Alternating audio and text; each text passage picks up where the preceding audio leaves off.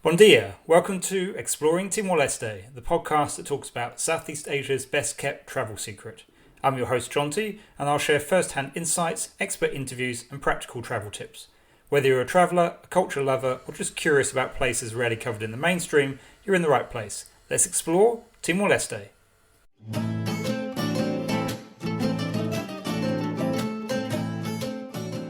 Today's episode is about Ermera, which is one of the better known municipalities of Timor-Leste, so it's just to the southwest of Dili, and is best known as one of the major coffee growing areas of Timor-Leste, along with Ermera.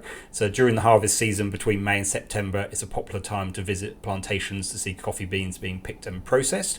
And it's also home to some of the most spectacular scenery in the country. The summit of Mount Ramelau is actually in Ermera, although you generally access it via Anaro. But in many places around Ermera, you get good views of Mount Ramelau. And it's also home to the Bandera waterfall, which is the highest in the country. And outside of Dili, Ermera is the most densely populated part of Timor-Leste, with villages and hamlets scattered around the many hills. So it's quite an interesting cultural place to visit, and the scenery is amazing. So to start with the capital of Ermera, which is Gleno, which is by far the easiest place to get to in the municipality. So generally the roads in Ermera are some of the worst in Timor-Leste, which is saying something. They're almost entirely unsealed, almost impassable during the wet season. You need a decent four-wheel drive vehicle and a tolerance for bumps, but it's worth the effort to get to the places because Ermera does have quite a lot to see and do. Gleno, though, is a sealed road all the way from Dili. It's maybe like an hour's drive. It's pretty straightforward. You just wind your way up into the hills. It gets gradually cooler as you gain altitude. It's about 900 meters above sea level. And Gleno is a relatively bustling town of about 9,000 people. There's big markets there every Thursday, and the main sight to see in town is the huge Catholic church, which was built in the last 10 years or so. And I don't know this for sure, but it feels larger than the cathedral in Dili, especially when you're inside. It's a very cavernous, impressive church. Just down the road is the much smaller Protestant church, which has a traditional Timorese roof at the front.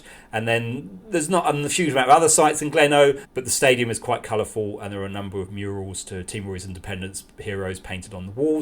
It's where the Peace Corps volunteers from the US go and learn the local language Teton in Gleno when they start their assignment, spending a couple of months there. So it's a bit different from Dili, and it's relatively easy to get to, and it gives you a bit of a flavour for what a Timorese town is like.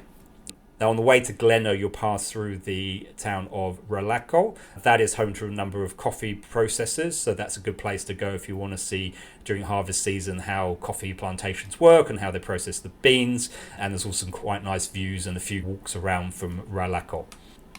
Now, heading further into Ermera from Gleno, as I say, the roads get a bit tricky, but they're worth it to head into Letifoho. So that's one of the most scenically located villages in the country. You get fantastic views on a clear day of Mount Ramelau and the surrounding landscape. It's home to an interesting church where the steeple is in the shape of clasped hands, which I haven't seen anywhere else in the world. And then further up the hillside behind the church is the statue of Cristo Rei. Similarly, you've got Cristo Rei in Dili, and this is a sort of similar statue of Jesus with his arms outstretched. It's not quite as big as Cristo Rei, but the location is even more spectacular. On a clear day, fantastic views from the summit there, and it's an interesting design because the statue of Jesus is standing on a forked tongue serpent, and the steps to reach the statue, you basically walk up the back of the snake, and then you come around the other side and you see the mouth of the snake with the forked tongue, and then you come down to complete the loop. So this was built in 2019, and it's a real attraction in the area. Then a bit further on from Letifoho is Asabi, which is one of my favourite places in Timor-Leste. It's a beautifully situated town, got fantastic mountain views all around. It probably has the ideal climate, or certainly for a Malay, for a foreigner. It's a lot cooler up here in the mountains and less humid than it is down at the coast. Asabi and Letifoho are known for being particularly religious places in an already very religious country, and they have a sizable new church in Asabi in front of the old church. The church has a nice grotto shrine to the Virgin Mary, and there's a large statue of a kneeling worshipper in front of the church. And even local markets there have some fantastic views. So it's a very relaxed place to go and spend a bit of time up in the mountains.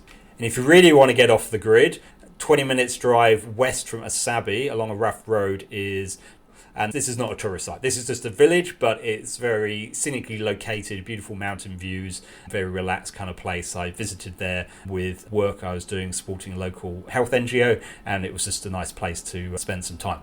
Now, between Letifojo and Asabi is the Bandera waterfall, which I mentioned earlier is the highest in the country. So it's about 200 meters from the top of the waterfall to the bottom. You can hike to it. You will probably need a local guide. It's not the most obvious place to reach, but it is an impressive waterfall. You want to allow at least an hour to get there and return from the base of the road.